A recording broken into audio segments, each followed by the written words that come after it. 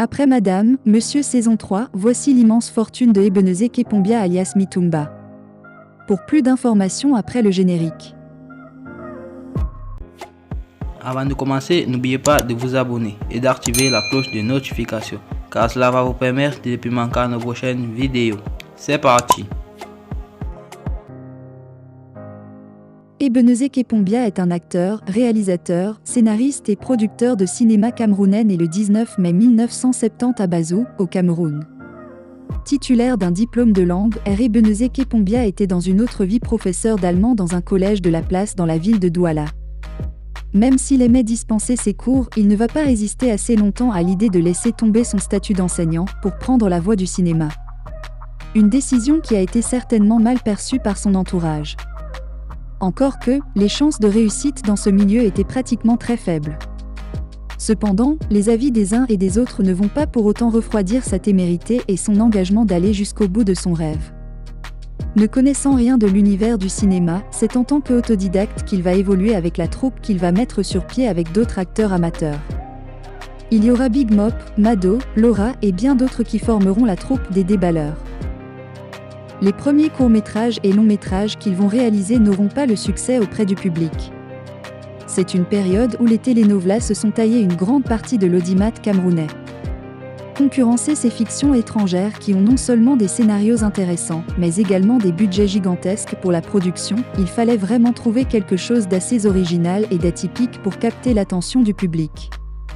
S'inspirant de ce qui est proche du quotidien des populations, en 2007 il fait diffuser sur Canal 2 International Foyer Polygamie, une série de 160 épisodes. À la surprise générale, tout le monde est conquis par le scénario, mais surtout par le jeu d'acteur d'Ebenezer Kepombia qui campe le rôle de Mitumba. Un homme qui a 2 femmes et dont tout oppose au niveau du comportement. Des scènes de vie qui vont contribuer à construire la notoriété et la légende de l'acteur. En roue libre, Ebenezer Kepombia commence à enchaîner avec les séries. Il a déjà compris ce que le public veut et son imagination débordante va se mettre en branle pour concevoir des fictions originales. En 2013 il sort Cercle vicieux, mais la série peine à rivaliser avec la première qui a laissé beaucoup de nostalgie auprès des fans. C'était aussi la dernière série où tous les membres de sa troupe étaient présents, car plusieurs sont partis vers d'autres aventures. Il rebondit en 2016 avec la série Reine Blanche, qui est un coup de maître. Et là, la critique est unanime, la fiction devient un rendez-vous de grande écoute dans les ménagers.